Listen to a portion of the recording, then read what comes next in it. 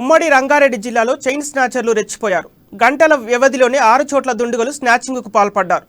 మేడ్చల్ జిల్లా రాచకొండ పరిధిలో 6 చోట్ల స్నాచింగ్లు జరిగాయి. ఉప్పల్, నాచారం, ఓయు, రాంగోపాల్పేట్ పరిధిలో దొంగలు చైన్ స్నాచింగ్ చేశారు. బాధితుల ఫిర్యాదు మేరకు స్నాచర్లను పట్టుకునేందుకు పోలీసులు బృందాలు రంగంలోకి దిగారు.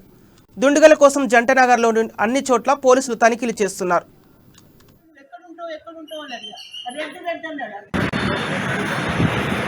పూలు చూపించింది. పూలు చూపించిన తర్వాత నువ్వు ఎక్కడ ఉంటావు అని నేను అడిగితే రెడ్ అన్నాడు. రెడ్ అంటే నేను అటువైపు రెడ్ బిల్డింగ్ చూస్తున్నా. అటువైపు రెడ్ బిల్డింగ్ చూస్తున్నాను. ఇక్కడ చెయ్యేసేసిండు, ఇక్కడ డబ్బులు కూడా వచ్చినాయి, చెయ్యేసిండు, లాక్కున్నాడు.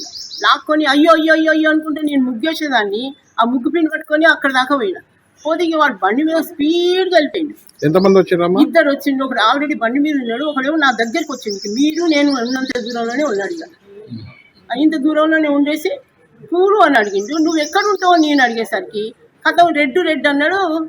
లాక్కున్నాడు, బండి ఎక్కిండు, వెళ్ళిపోయిండు. ఎవరు లేరు అమ్మ అప్పుడు పట్టుకోవడానికి? వేరే వాళ్ళు ఎవరన్నా? గల్లీలు ఎవ్వరు నడుస్తలేరు నాన్న. అప్పుడు ఒక ఆడామ ఒక్కతే ఉన్నది, నా పక్కకు మాట్లాడుకుంటున్నది. పోలీసు వాళ్ళు వచ్చిపోయారమ్మా?